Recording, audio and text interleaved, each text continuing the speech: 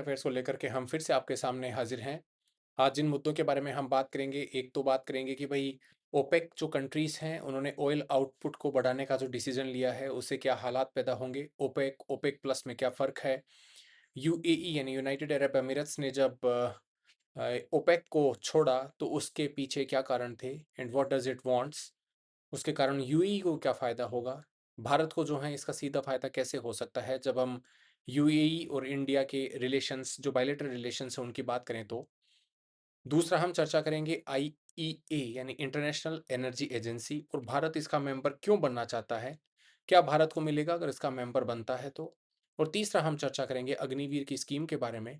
अग्निवीर की स्कीम के बारे में जो है एक लेटेस्ट खबर के अनुसार एक अखबार में जो खबर छपी है वो ये कह रहे हैं कि भई नेवी जो है वो ये चाहती है कि भाई जो भी अग्निवीर हैं उसमें से 25% ही रिटेन करने की बजाय we should retain 75% for naval requirement. अगर हम एयरफोर्स के बारे में बात करें और आर्म्ड फोर्सेस के बारे में बात करें तो दोनों का भी मत यह है कि 25 to 50% रिक्रूटमेंट जो भी अग्निवीर के द्वारा किया जाता है स्कीम के द्वारा, उसमें से 50% से लेकर 25 से 50% जो हैं लोगों को हम रोकें, क्योंकि उनके पास उतने साल का एक्सपीरियंस होता है, वेपन्स को चलाने की ट्रेनिंग होती है, प्लेटफॉर्म्स को ऑपरेट करने की ट्रेनिंग होती है, तो they can become handy to regularize the services. तो ओपेक और ओपेक प्लस में सबसे पहले हम मतलब जान लेते हैं। तो देखिए इसका सीधा सा मतलब है organization of petroleum exporting countries. OPEC जो है वो परमानेंट इंटर गवर्नमेंटल ऑर्गेनाइजेशन है जो कि ऑस्ट्रिया में जो वियना है उसमें स्थित है। इसका जो ऑब्जेक्टिव है वह ये है कि पेट्रोलियम जो पॉलिसीज हैं उसको मेंबर स्टेट्स के बीच में आपस में कोऑर्डिनेट करना और यूनिफाई करना। यानी एक ऐसा ऑर्गेनाइजेशन जो कि पेट्रोलियम एक्सपोर्टिंग कंट्रीज के बीच में आपस में कोऑर्डिनेशन का काम करे। जब सप्लाई कम हो रही हो तो सप्लाई बढ़ा सकें वो, जब प्राइसेस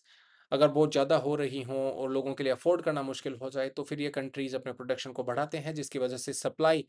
ज़्यादा होती है और डिमांड जो है उतनी रहने की वजह से उनमें प्राइसेस में गिरावट आती है। फिलहाल जिस फैक्टर के बारे में बात करी जा रही है कि ईरान जो युद्ध चला और उसके बाद में एनर्जी के प्राइसेस करीबन $120 बैरल हुए, तो ओपेक का रोल उसमें वापस से काफ़ी इम्पोर्टेंट हो जाता है to I mean get back to the prices which were pre this conflict level. तो इसको बगदाद कॉन्फ्रेंस के द्वारा सितंबर 1960 में 5 ऑयल प्रोड्यूसिंग जो फाउंडिंग स्टेट्स हैं Iran, Iraq, Kuwait, Saudi Arabia और वेनेजुएला, इसने जो है ओपेक का निर्माण किया। उस समय समस्या क्या थी कि जो भी ग्लोबल ऑयल मार्केट था ना, वो वेस्टर्न ऑयल कंपनी जिनको सेवन सिस्टर के नाम से भी जाना जाता था, उनके द्वारा एक तरह से पूरा मोनोपोली वहाँ पर हुआ करती थी, प्रोडक्शन और इवन प्राइसेस को भी सेट करने में। तो जो मोनोपोलिस्टिक टेंडेंसीज़ थी, उसको दूर करने के लिए इन एक्सपोर्टिंग कंट्रीज़ ने स्पेशली अपने बीच में आपस में कोऑर्डिनेशन को बढ़ावा तथा इस प्रकार की पेट्रोलियम पॉलिसीज़ को यूनिफाई करने का डिसीजन लिया। तो उनका जो बगदाद मतलब कॉन्फ्रेंस जो इन्होंने की, उसका ब्रॉडर एम ये था कि जो भी फाउंडिंग कंट्रीज़ हैं, वह बेसिकली अपने जो नेचुरल रिसोर्सेज़ हैं उनके ऊपर उनकी संप्रभुता यानी सोवरेनिटी रहे और पेट्रोलियम प्रोड्यूसर जो हैं, वो एक फेयर और स्टेबल प्राइसेज़ को डिमांड करें, जिसकी वजह से जो भी कंज्यूमिंग देश हैं, उनको भी रेगुलर सप्लाईज़ मिलती जाती रहे। करंटली अगर हम बात करते हैं ओपेक में, तो इसमें 12 मेंबर्स हैं जिसमें equatorial Guinea, Iran, Iraq, Kuwait, Libya, Algeria, Republic of Congo, Venezuela, Saudi Arabia, Nigeria, Gabon और कोंगो आते हैं। यूएई अब इससे जो है वो अलग हो चुका है। तो यूएई का जो विथड्रॉल है बेसिकली वो मई 1 को आया और यहाँ पर अगर बात करें तो इसका एग्जिट जो है वो ओपेक में एक बड़ी घटना के तौर पर देखा गया। अब आपको पता होना चाहिए कि जब ओपेक में आप मेंबर बन जाते हैं तो आप सिंगल या इंडिविजुअली किसी भी पॉलिसी को डिफाइन करने के बजाय आपस में जो है डिसीजन लेते हैं। इसकी वजह से कई बार आप अगर खुद इंडिविजुअल डिसीजन लेना चाहें तो वो लेने की क्षमताएं समाप्त हो जाती हैं। तो यूएई के थॉट प्रोसेस के पीछे सबसे बड़ा कारण ही यही था कि I am not able to decide my own prices, I am not able to decide how much I produce and in what capacity I produce, to whom I should export, because there are certain compulsions when you are part of the OPEC institution। तो उन compulsions को दूर करने के लिए जो UAE है वह अलग हुआ। 2016 के बाद में ओपेक ने अन्य जो ऑयल प्रोडक्शन कंट्रीज हैं, चाहे वो अजरबैजान हो, ओमान हो, रशिया हो या बहरीन, सूडान हो या साउथ सूडान, ब्रुनई, मलेशिया इत्यादि के साथ जो हैं वो कोऑर्डिनेशन और कोऑपरेशन किया और इसको जो है ओपेक प्लस फ्रेमवर्क के नाम से करीबन-करीबन ग्लोबल ऑयल सप्लाई में जिसकी 41% कंट्रीब्यूशन है, उसके तौर पर देखा जाने लगा। आपको पता होना चाहिए यूएई का जो एक मतलब फॉरेन पॉलिसी है वह यह रही है कि स्पेशली जो वहाँ पर भी गल्फ कंट्रीज़ हैं उससे अपने आप को डिफरेंसेस पाते हैं। जैसे अगर यमन में बात करें तो थोड़े दिनों पहले खबर आई थी कि भाई there are differences of opinion among Saudi Arabia and UAE how the Yemen crisis should be handled. तो उसी की तरह जो है यहाँ पर भी कई प्रकार के कई बार डिफरेंसेस पैदा होते हैं। आपको ये भी बता दूँ यूएई ने बेसिकली अब्राहम अकॉर्ड में भी जब हिस्सा लिया था और इज़राइल के साथ में अपने रिलेशंस को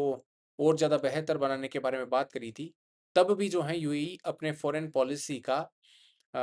मतलब सोवरेनिटी उसकी कैसे एस्टेब्लिश हो सके उसको प्रदर्शित करते आया है। तो it is one of the reason why UAE has moved out of OPEC.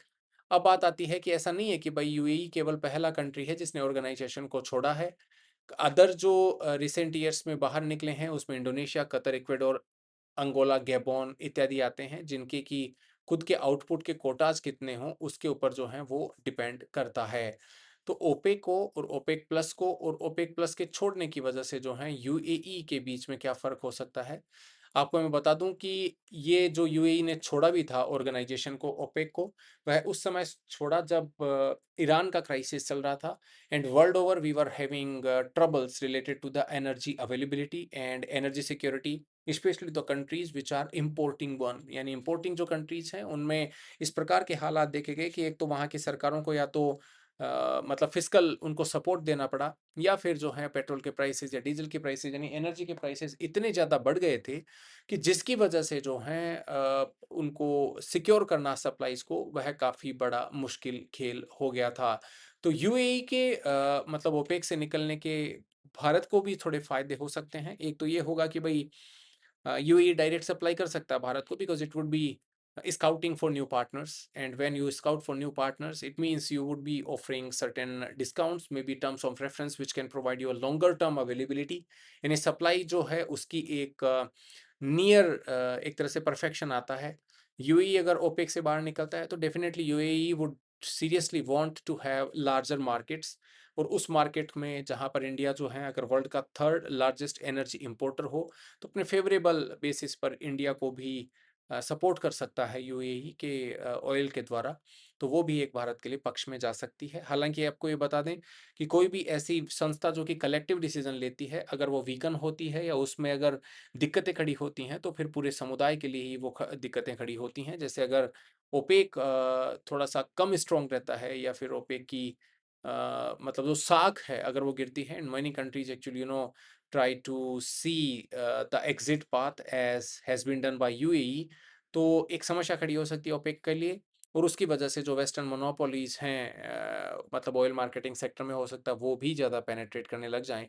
तो ये आपको ओपेक और ओपेक प्लस के बारे में हमें समझना है, जहाँ पर हमने जो बात कही कि भाई यूएई क्यों लीव कर गया या फिर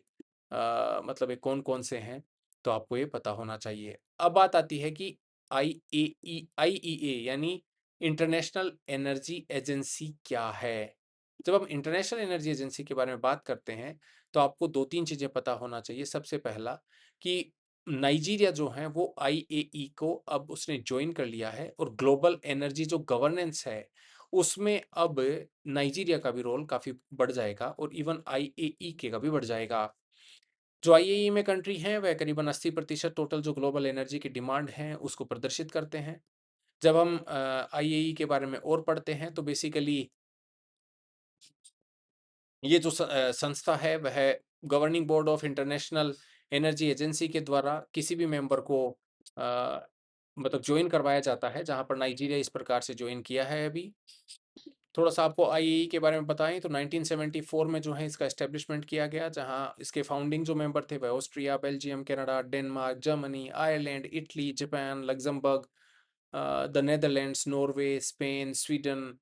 Switzerland, Turkey, United kingdom and United states जो हैं वो इसके फाउंडिंग मेंबर्स रहे हैं। यह तब क्रिएट किया गया जब ऑयल एक्सपोर्टिंग जो कंट्रीज़ थे उन्होंने अपनी ऑयल सप्लाईज़ को घटा लिया था और उसकी वजह से कई प्रकार के इकोनॉमिक डिसरप्शंस पैदा हो गए थे। इसका जो ओरिजिनल मैंडेट था वो ये था कि we need to ensure that oil supplies are kept stable and potential disruptions in the future are anticipated and prevented through timely action. उन्होंने जो है एक ऐसे मैकेनिज्म के बारे में बात कही थी जिसके कारण अगर मान लो ऑयल की इमरजेंसीज फ्यूचर में होती हैं तो उससे कैसे डील किया जाएगा। एवरी जो मेंबर कंट्री है वह कैसे स्ट्रेटेजिक जो अपने स्टॉक हैं ऑयल के वह रखेगा, जिसकी वजह से if there are certain fluctuations in the prices or there is a fluctuation in the demand itself, then those strategic petroleum reserve can work to the advantage of those countries only। अगर बात करें इसकी membership के बारे में तो OECD जो है बेसिकली यह जो कंट्रीज हैं वह मतलब मेंबर बन सकते हैं IAE के। 33 फुल मेंबर्स हैं और कोलंबिया जो है वो 33rd मेंबर के तौर पर भी आया था। इंडिया जो है इसका एसोसिएटेड मेंबर बना 2017 में। 13 अभी उसमें एसोसिएट मेंबर्स हैं। थोड़ा सा आपको बता दें, organization of economic cooperation and development के लिए यह इंटरनेशनल इंटर गवर्नमेंटल जो है वो ऑर्गेनाइजेशन है जो कि इकोनॉमिक डेवलपमेंट को, पॉलिसी कोऑर्डिनेशन को और ग्लोबल कोऑपरेशन को बढ़ावा देता है। अगर बात करें इसके एस्टेब्लिशमेंट की तो 1961 में इसका एस्टेब्लिशमेंट हुआ, जिसका हेडक्वार्टर पेरिस फ्रांस में है। इसमें फिलहाल 38 मेंबर कंट्रीज हैं जो कि ज़्यादातर डेवलप्ड कंट्रीज हैं। इंडिया अभी OECD का पार्ट नहीं है, यानी organization for economic cooperation and development का पार्ट इंडिया नहीं है। तो फिर जब हम बात कर रहे थे इंटरनेशनल एनर्जी एजेंसी की तो क्या करते हैं? तो देखिए, जैसे मैंने आपको बताया कि भाई स्ट्रेटेजिक पेट्रोलियम रिजर्व को रखने के बारे में बात होती है तो definitely what they want is they should expand so that they can have the oil security यानी एनर्जी सिक्योरिटी कर पाएँ। दूसरा डीकार्बोनाइजेशन करें, यानी जो भी कार्बन एमिशंस इससे होते हैं उनको घटाया जाए, उनको या बिल्कुल ही जीरो कर दिया जाए। हम नेट जीरो पाथवे की तरफ बढ़ें, यानी जितना भी हम कार्बन एमिशन उत्सर्जित कर रहे हैं उतना ही हम वापस से इसको, तो जितना कार्बन जो हैं ये एमिट कर रही हैं उतना ही कार्बन उनको वापस से या तो सिंक करवाना होता है, चाहे वो फॉरेस्ट के द्वारा हो, चाहे वो ऐसी टेक्नोलॉजीज इनके द्वारा सिक्वेस्टर कर पाएँ, कार्बन कैप्चर कर पाएँ। और इसी की तरीके से क्लीन एनर्जी जो ट्रांजिशन है उसको भी IEA आगे लाता है। अभी थोड़े दिनों पहले इसने क्रिटिकल मिनरल्स प्रोग्राम भी जारी किया था, जिसकी वजह से सप्लाई चेन जो रिस्क हैं रिन्यूएबल एनर्जी में या इलेक्ट्रिक मोबिलिटी में उनको भी एड्रेस किया जा सके। वो इसलिए भी ज़रूरी हो जाता है because when if you want to have sustainable climate development, तो उसके लिए बहुत ज़रूरी हो जाता है कि आप एक इस प्रकार का एटमॉस्फेयर क्रिएट करें जिसकी वजह से सप्लाई चेन जो हैं वो मतलब उनमें कोई दिक्कत ना आए। क्रिटिकल मिनरल्स की सप्लाई रिलेटेड जब हम बात करते हैं तो आप ये बताएं कि सर IAE का रोल जो है वो ज़्यादातर ऐसा रहा है। आईए ये जो एनर्जी एजेंसी है 60% ग्लोबल डिमांड को एक तरह से मतलब प्रदर्शित करती थी, हालांकि अब वह घटते घटते 40% हो चुकी है और 80% जो ग्लोबल एनर्जी डिमांड है उसको भी यह रिप्रेजेंट करता है। जब हम बात करते हैं भारत की फुल मेंबरशिप के बारे में तो जैसे मैंने आपको बताया कि भारत जो है वो 2017 में एसोसिएट मेंबर बना and we are trying to make sure that we become the full member of it. तो हमने फॉर्मली इसकी जो रिक्वेस्ट थी वह 2023 में सबमिट कर दी थी और हम इसको इस साल में एक्चुअल में बहुत ही तेज़ गति से यानी एक्टिवली हम परस्यू कर रहे हैं। इंडिया इसकी फुल मेंबरशिप इसलिए भी चाहता है जिसकी वजह से जो डिसीजन मेकिंग प्रोसेस है इस पर्टिकुलर एजेंसी में उसमें भारत भी पार्टिसिपेट कर पाए और जो ग्लोबल एनर्जी पॉलिसीज़ हैं उसमें और ज़्यादा हम इन्फ्लुएंस कर पाएँ। एनर्जी जो ट्रांजिशन भारत बात करता है जहाँ पर मतलब जो नॉन क्लीन एनर्जी है उसके द्वारा हम उसको हम उलांघ करके या उसको और हम क्लीन एनर्जी में कैसे तब्दील कर सकें, भारत की हमेशा जो है ये सोच रही है पिछले काफ़ी समय से। तो अगर इंडिया इसको जॉइन करता है तो क्लाइमेट रिलेटेड स्ट्रेटजीज या फिर एनर्जी के ट्रांजिशन रिलेटेड जो स्ट्रेटजीज हैं उनको दोनों को भारत कर सकता है। नॉलेज या पॉलिसी प्लेटफॉर्म के तौर पर भी हमारे लिए IAE की मेंबरशिप कार्य कर सकती है। अब बात आती है अग्निवीर स्कीम की, तो जैसे मैंने आपको बताया there are couple of armed forces which are recruiting through Agniveer schemes. Agniveer schemes जो हैं उसको थोड़ा मैं बता दूं, उससे पहले खबर बता दूं कि कई सारे जो अग्निवीर्स हैं उनको आर्मी, नेवी या फिर एयरफोर्स जो हैं वो 25% उनका जो ओरिजिनल मैंडेट था उसकी बजाय उनको 50% या 75% तक ले जाना चाहती हैं कि those who are getting trained as part of the Agniveer scheme, they should be retained back by the armed forces, जिसकी वजह से जो पहले कहा जाता था ना कि 25% जो हैं वो अग्निवीर सरकार की सेवा में रहेंगे, यानी सरकार का मतलब देश की सेवा में रहेंगे, otherwise they will go back to their own society and will try to find out more work. तो आपको बता दें अग्निवीर स्कीम जो है वह यंग इंडिविजुअल्स को इंडियन आर्म्ड फोर्सेज में 4 साल के टर्म के लिए रिक्रूट करने के बारे में बात करती है। मैं आपको बता दूं कि भारतीय सेना को और ज़्यादा यूथफुल बनाने के लिए अग्निवीर जैसी स्कीम्स को जो है वो लॉन्च किया गया था, जहां पर जो रिक्वायरमेंट है उसी के बेसिस के तौर पर ये अग्निवीर जो है ट्रेंड होते हुए उसके बाद में मतलब अगर आर्म्ड फोर्सेस को लगता है तो डेफिनेटली वो इसके बारे में स्टेप ले सकती हैं और उनको जो है वो लंबे समय के लिए रख सकती हैं। एलिजिबिलिटी क्रिएट क्राइटेरिया ज़्यादातर एज, एजुकेशनल क्वालिफिकेशन या फिजिकल स्टैंडर्ड्स होते हैं, जहाँ पर रिक्रूटमेंट जो प्रोसेस है उसमें एप्लीकेशन, सिलेक्शन या ट्रेनिंग फेज से उनको गुजरना पड़ता है। तो अग्निवीर बेसिकली आर्म्ड फोर्सेस में एक फ्रेश और यंग टैलेंट लाने के लिए स्टार्ट करी गई थी 4 साल के लिए, और इसके बाद में अग्निवीर वो सिविलियन लाइफ में वापस लौट जाते हैं, जिसमें जो भी उन्होंने आर्म्ड फोर्सेस के साथ में ट्रेंड रहते हुए जो प्रकार की स्किल्स सीखी, जो एक्सपीरियंस गेन किया, उसको जो है वो प्राइवेट फील्ड में इस्तेमाल कर पाएँ। आर्म्ड फोर्सेस जो हैं वो बेसिकली मॉडर्नाइज़ करने की कोशिश भी कर रहा है, और हमारे जो यूथफुल एनर्जी है उसको हम और ज़्यादा आगे कैसे ला सकते हैं, कैसे चैनलाइज़ कर सकते हैं, अग्निवीर के द्वारा ये करने का प्रयास किया गया। तो सीधा-सीधा है कि भाई प्राइमरी ऑब्जेक्टिव जो है वह ऑपरेशनल एफिशिएंसी आर्म्ड फोर्सेस की उसको बढ़ावा देना है, तथा नेशन की सेवा में इन यंग इंडिविजुअल्स को एक अपॉर्च्युनिटी प्रोवाइड करना है, जिसकी वजह से they can serve to the nation at a young age. Scheme जो है बेसिकली एक डिसिप्लिन, एक पैट्रियोटिज्म भी यूथ में कैसे इंस्टिल हो सकता है उसके बारे में उसका एम है। और इवन अगर मान लो वो सेलेक्टेड नहीं होते हैं आर्मी के द्वारा आफ्टर 4 इयर्स, तो फिर वापस से जब वो सिविलियन लाइफ में आए तो कुछ इस प्रकार की वैल्यूएबल स्किल्स उनको सिखाई जाएं, जिसकी वजह से when they come back to the society they become part of the mainstream jobs, जिसकी वजह से उनको जॉबलेस ना होना पड़े। तो इसमें 3-4 चीज़ें महत्वपूर्ण हो जाती हैं। एक तो होता है 4 ईयर का सर्विस पीरियड या सेवानिधि जो पैकेज मिलता है, करीबन-करीबन वन टाइम सेवानिधि इनको पैकेज मिलता है after their completion of the service, जिसमें कि करीबन 12 लाख के आसपास जो हैं वो इंटरेस्ट के अकॉर्डिंग इनको पैसा मिल जाता है। इनकी मंथली सैलरी करीबन 40,000 के आसपास होती है। तो मेरा कहने का मतलब ये है कि भई जो आर्म्ड फोर्सेस ने या जो नेवी ने या फिर जो एयर फोर्स ने ये बात कही है कि भई इनका प्रतिशत जो है वो बढ़ना चाहिए। Not only 25% should be retained, it should be close to even 75%, as high as